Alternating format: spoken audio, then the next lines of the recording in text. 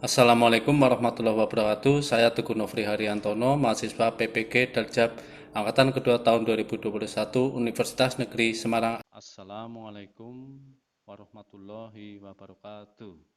Waalaikumsalam warahmatullahi wabarakatuh. Kita berdoa terlebih dahulu agar pembelajaran pada pagi hari ini berjalan dengan baik. Andre, silakan untuk memimpin berdoa pada pagi hari ini. Silakan, Andre. Sebelum memulai kegiatan, marilah kita berdoa. Berdoa mulai. Berdoa selesai. Terima kasih kepada Andre yang sudah memimpin berdoa. Ya, mudah-mudahan doa kita semuanya dikabulkan oleh Allah Subhanahu wa taala, ya Tuhan Yang Maha Esa. Baik, akan saya absen terlebih dahulu. Iqbal. Hadir, Pak. Ya. Lea. Hadir, Pak. Nah, pada pokok bahasan kita kali ini yaitu kita akan membahas tentang teori-teori penyimpangan. Ya. Pada pokok bahasan kali ini yaitu tentang teori penyimpangan. Nah, adapun tujuan pembelajaran ya pada pagi hari ini itu ya kalian harus mampu mendeskripsikan ya, memaparkan tentang teori-teori penyimpangan yang akan kita pelajari. Kemudian yang kedua yaitu peserta didik mampu menganalisis fenomena penyimpangan sosial dengan menggunakan teori-teori penyimpangan. Sebelum kita melangkah lebih jauh, coba kalian perhatikan berikut ini.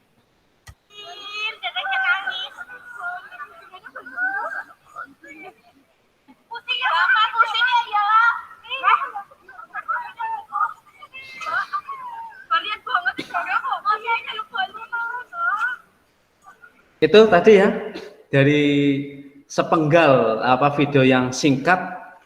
Silakan kalian untuk memberikan tanggapan dari video tersebut. Video tersebut menjelaskan tentang sekelompok orang yang mengalami perundungan atau bullying, Pak. Ada yang lain, silakan. Gimana Lea? Silakan. Menurut saya perilaku tersebut termasuk penyimpangan yang mengakibatkan perpecahan antara individu, baik korban atau si pelakunya. Menurut kalian itu sebuah penyimpangan atau bukan? Penyimpangan antar remaja. Dari situ kalian nanti akan tahu, oh seperti apa, itu masuk ke dalam kategori teori yang mana ya. Apakah teori A, B, C, dan seterusnya. Oke, kita lihat. Yang pertama ya tentang teori dari penyimpangan sosial menurut Edwin Sutherland ya. Yaitu dengan teorinya differential association ya. Apa itu ya? Yaitu bahwa teori ini bersumber ya dari pergaulan yang berbeda ya. Pergaulan yang berbeda ya, atau antara yang satu dan yang lain itu berbeda. Nah, melalui proses belajar ini seseorang itu akan mempelajari suatu subkebudayaan yang menyimpang. Ya, subkebudayaan menyimpang itu yang bagaimana? Ya, bahwa nilai norma ya yang berlaku atau kebudayaan yang mereka miliki itu menurut mereka itu baik, menurut mereka itu benar.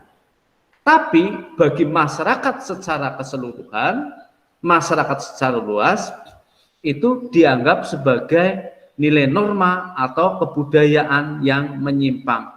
Karena bertentangan dengan nilai norma yang berlaku secara umum dalam masyarakat. Ada yang bisa memberikan contoh? Silahkan. Contohnya minum-minuman keras, obat-obatan. Orang yang suka minuman keras. Mabuk-mabukan. Mabuk-mabukan. Kumpul kebo. Terima kasih Putri ya. Kemudian yang kedua, yaitu menurut pendapat dari Edwin Lemert, bahwa penyimpangan itu terjadi karena masyarakat telah memberikan cap atau julukan ya, label negatif kepada seseorang yang telah melakukan penyimpangan primer atau penyimpangan yang pertama kali. Nah, bisa dipahami ini ya? Ya, bisa. Kalau sudah bisa, saya lanjutkan yang ketiga, yaitu teori anomi dan kesempatan menurut Robert K. Merton. Nah, seperti apa teori ini ya? Anomi itu kehidupan masyarakat tanpa norma. Ya, berarti dengan kata lain tidak ada suatu pegangan ya pegangan bagi masyarakat, baik itu individu atau kelompok dalam berperilaku. Kenapa itu bisa mendorong terjadinya perilaku menyimpang? Tawuran antar pelajar, pemakaian obat-obatan terhadap kalangan remaja. Ya, itu sebagai contoh ya. Contohnya yaitu bisa. Yang berikutnya yaitu teori fungsi ya menurut Emil Durkheim.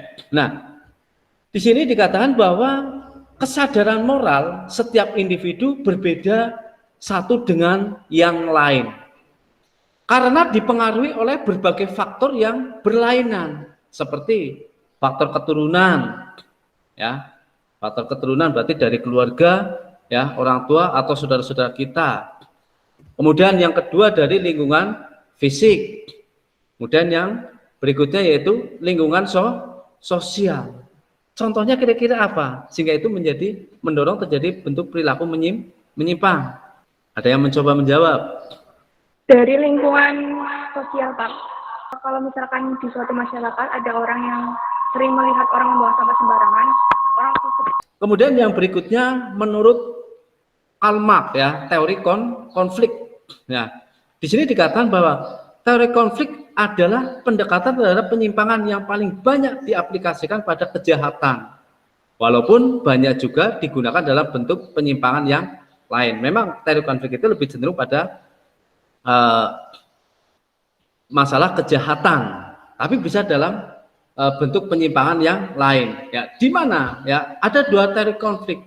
Yang pertama adalah teori konflik budaya, dan yang kedua adalah dalam teori konflik kelas sosial. Yang berikutnya teori biologis.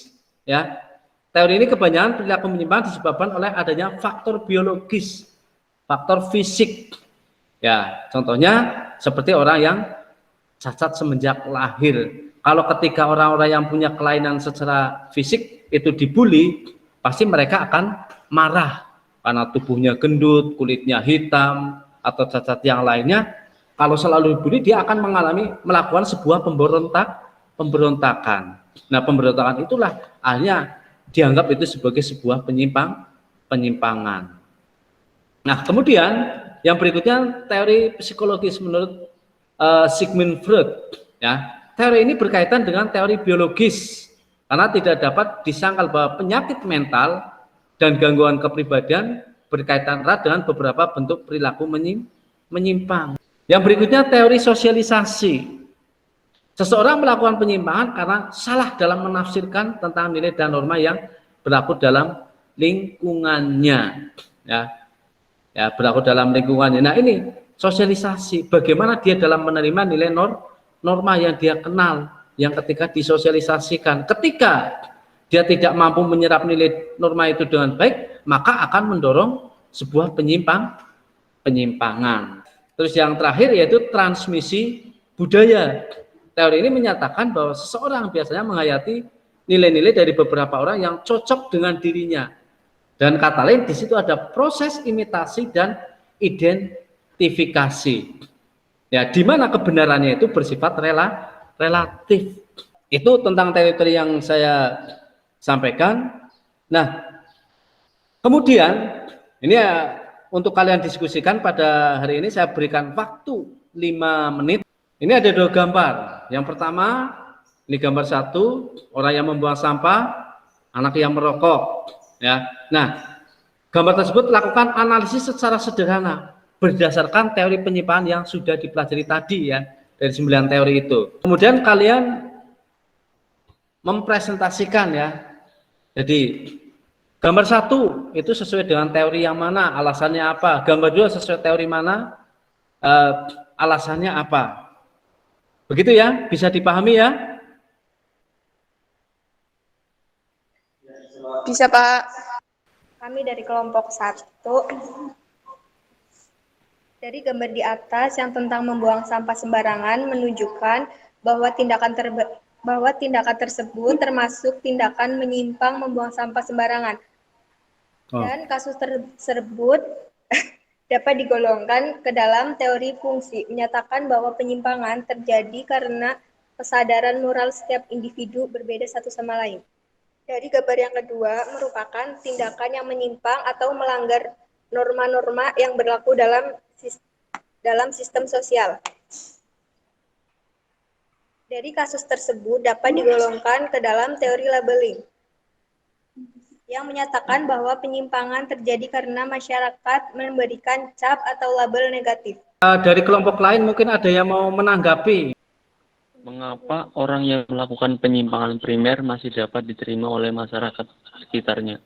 Karena kalau penyimpangan primer kan penyimpangannya pertama kali dilakukan oleh seorang, berarti masyarakat di situ masih menganggap wajar atau mentoleransi lah, masih kayak ya udah nggak apa-apa, besok jangan diulangi lagi. Contohnya kayak bolos sekolah itu kan masyarakat itu masih kayak wajar-wajar aja.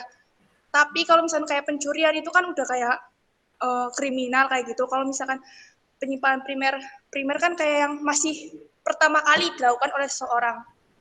Jadi masih dianggap wajar gitu, masih bisa ditoleransi. Ya, terima kasih. Gimana Handoko?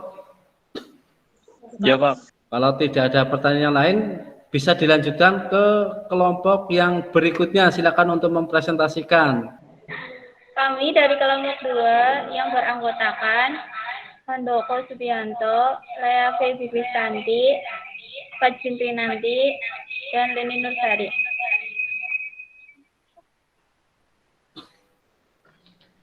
Ya, Teori penyimpangan.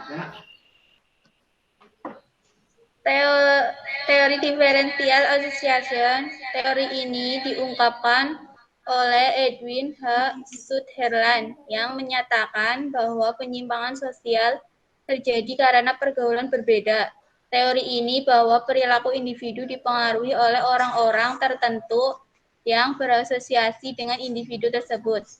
Biasanya dalam waktu lama, contohnya seorang anak di bawah umur yang kecanduan merokok akibat pergaulan yang tidak bebas. Teori transmisi budaya. Teori ini menyatakan bahwa seorang biasanya menghayati nilai-nilai dari beberapa orang yang cocok. Penerusan nilai-nilai kebudayaan dari satu generasi kepada generasi berikutnya. Contohnya, suatu individu atau kelompok membuang sampah sembarangan di suatu tempat. Karena hal itu sudah menjadi budaya atau kebiasaan, maka banyak orang lain meniru hal yang sama. mungkin ada yang mau menanggapi, silakan. Ya, Andre, silakan. Contoh lain dari transmisi budaya. Adat istiadat yang turun-temurun dari nenek moyang.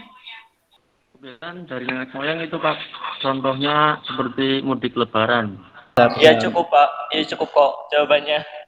Baik ya, saya kira itu saja. Mungkin ada yang mau ditanyakan, kalau tidak ya, dari teori-teori yang sudah saya jelaskan. Ada Tidak yang ada. belum paham. Kalau tidak ada lagi yang mau ditanyakan, berarti insya Allah kalian sudah dapat memahami ya bagaimana kalian menerapkan teori-teori dari penyimpangan. Nah, untuk itu mari kita tutup bersama dengan bacaan hamdalah. Alhamdulillahirabbil alamin. Ya. Baik, saya akhiri sampai di sini pertemuan ini. Wassalamualaikum warahmatullahi wabarakatuh. Waalaikumsalam warahmatullahi wabarakatuh. Waalaikumsalam warahmatullahi wabarakatuh. Waalaikumsalam.